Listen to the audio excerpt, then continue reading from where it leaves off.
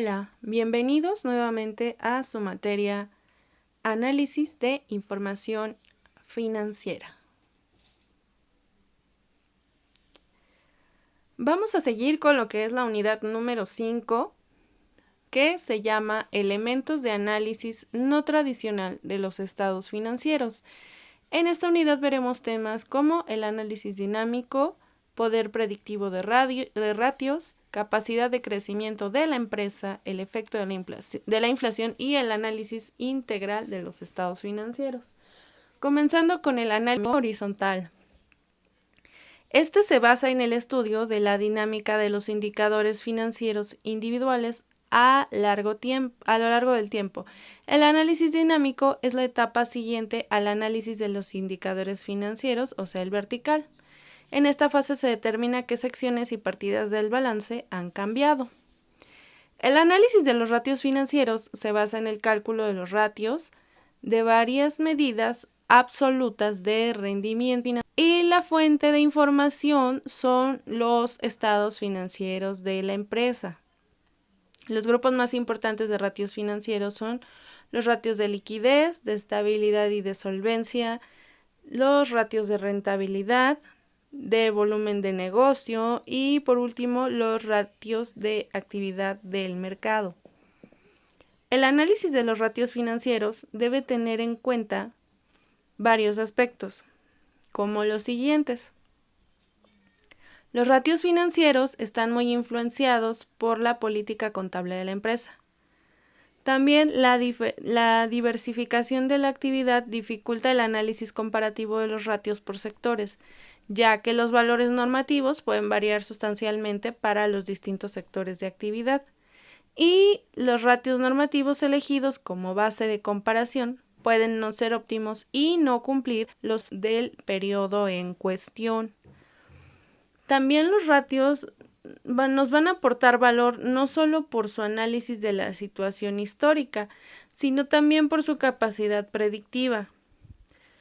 Y bueno, por ejemplo, en el ratio de liquidez, que definimos como el cociente entre el activo y el pasivo circulante, el ratio nos indica el exceso de activo corriente respecto del volumen del pasivo corriente, asumiendo así unos periodos de permanencia o de rotación similares en activo y pasivo, y decimos que conviene mantener un exceso de activo corriente sobre pasivo corriente.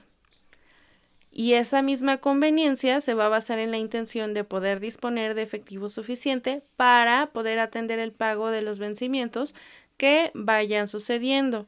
Entonces, si el activo corriente supera al pasivo corriente, van a poder superarse las tensiones generadas, por ejemplo, por retrasos en el cobro de la cartera de clientes, por mencionar algún ejemplo.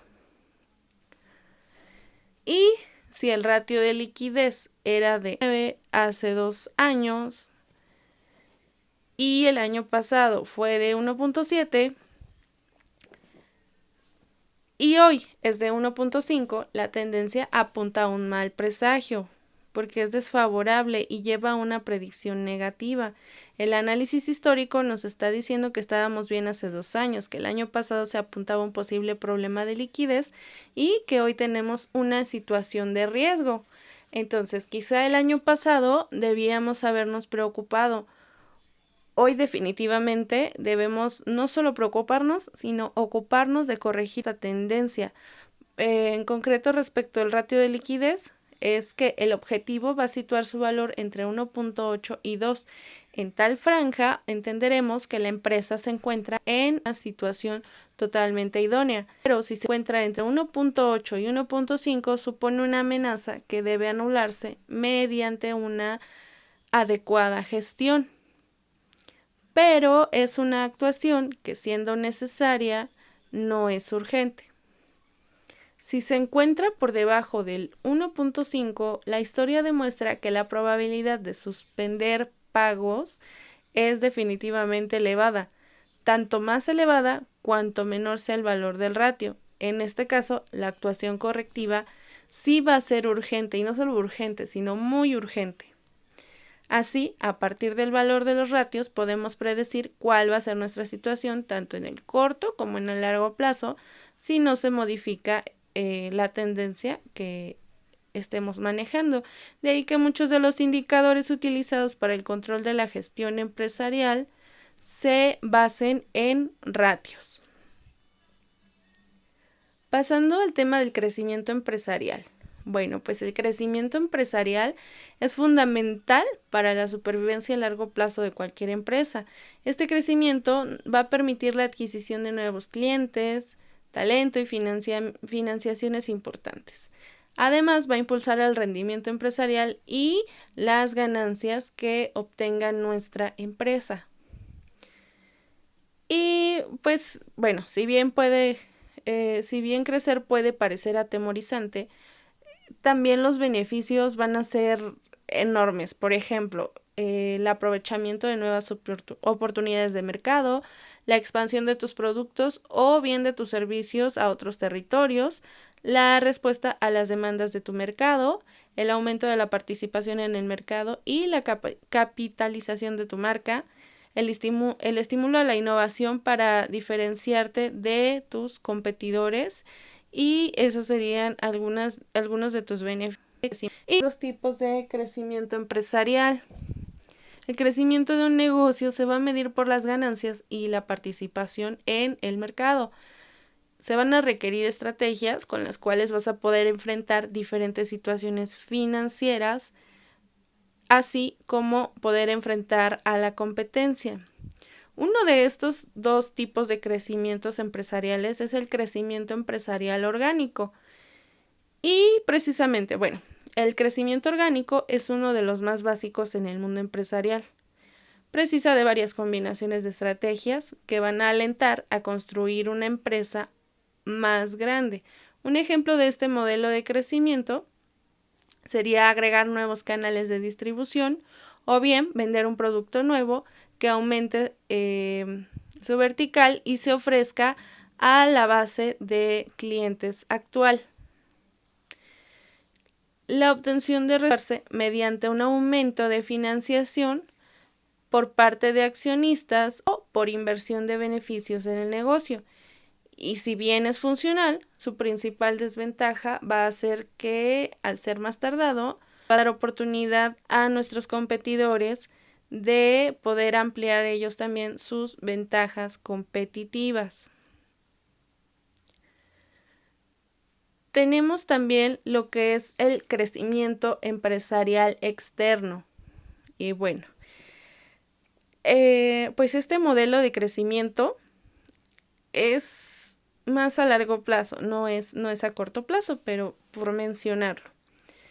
Implica fusiones y adquisiciones. Se presenta cuando las empresas han llegado al límite de su crecimiento orgánico, por lo que requieren un mercado nuevo. Por ejemplo, la creación de un producto adicional para poder incorporarlo a nuestro inventario ya existente. Y este tipo de crecimiento pues se va a llevar a cabo mediante la búsqueda de financiación externa o de adquisiciones. ¿Esto para qué? Pues esto con el fin.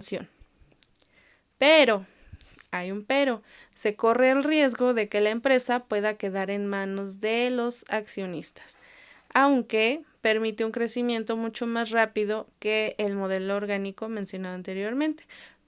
Y aunque es un modelo de crecimiento muy funcional, el hecho de compartir acciones y porcentajes con una contraparte puede generar diferencias de tipo cultural u organizativo, desacuerdos en procesos. Y vamos a recordar que este tipo de es a largo plazo.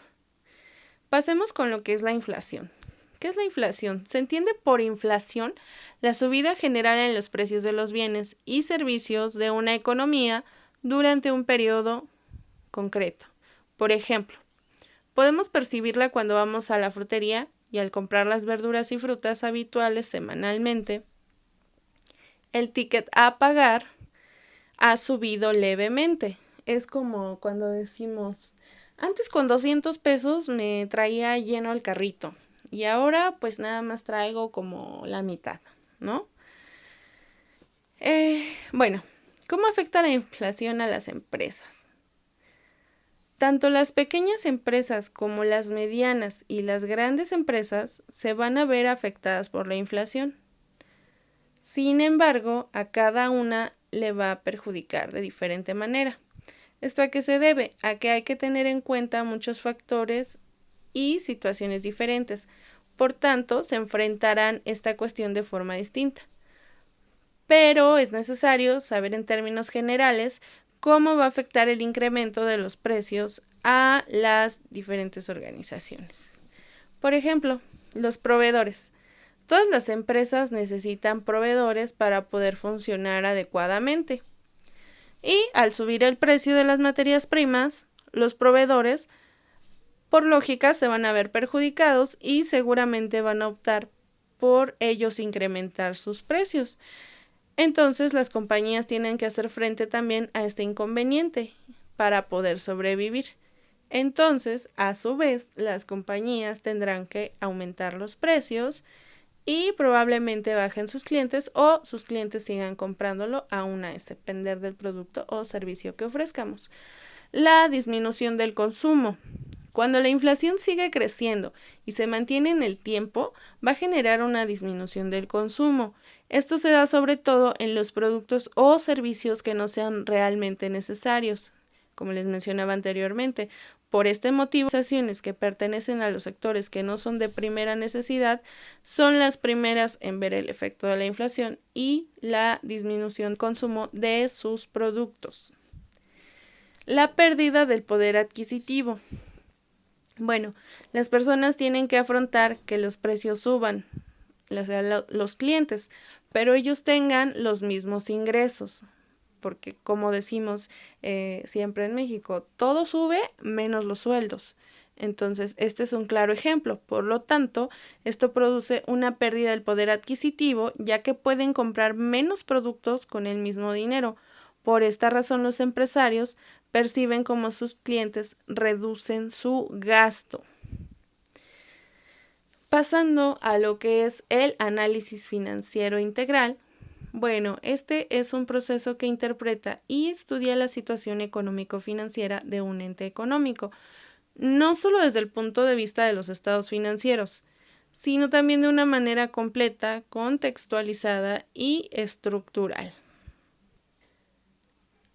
La base para un análisis financiero integral es un diagnóstico del entorno y el conjunto de estrategias que rodean las organizaciones. Y aunque es necesario evaluar los factores que la empresa controla, o sea, los factores internos, también es importante analizar las variables externas, los aspectos macroeconómicos que influyen e impactan a la empresa y también aquellos que en los que no puede intervenir o modificar, sin tener que hacer cambios radicales o estructurales. Otros aspectos para tener en cuenta dentro del conocimiento del entorno son la identificación de factores del éxito empresarial. Dentro de estas estarían las competitivas y comparativas. También la competencia, otra sería la participación en el mercado, los proveedores de insumos, las limitaciones de ingreso al mercado, monopolios, barreras legales, cadenas de distribución, etcétera, y las estrategias de integración, entre otras. Entonces es aquí donde el analista financiero requiere la interacción de varias disciplinas o áreas del conocimiento como las finanzas, la contabilidad y la economía, con el fin de agregar valor a la información que pueda recopilar sobre el entorno empresarial. Se da entonces un análisis del sistema económico del país. ¿Para qué? Para interpretar de forma más adecuada los diferentes resultados que pueden tener en las unidades económicas, individualmente hablando, en microeconomía, el comportamiento de variables macroeconómicas y viceversa. Para esto se debe apoyar en ramas como la macroeconomía, que es la que va a estudiar las grandes variables agregadas, como el Producto Interno, la inflación, la inversión, el consumo, entre otros. Y bueno, con esto estaríamos cerrando esta clase. Espero sus comentarios y que tengan una excelente semana.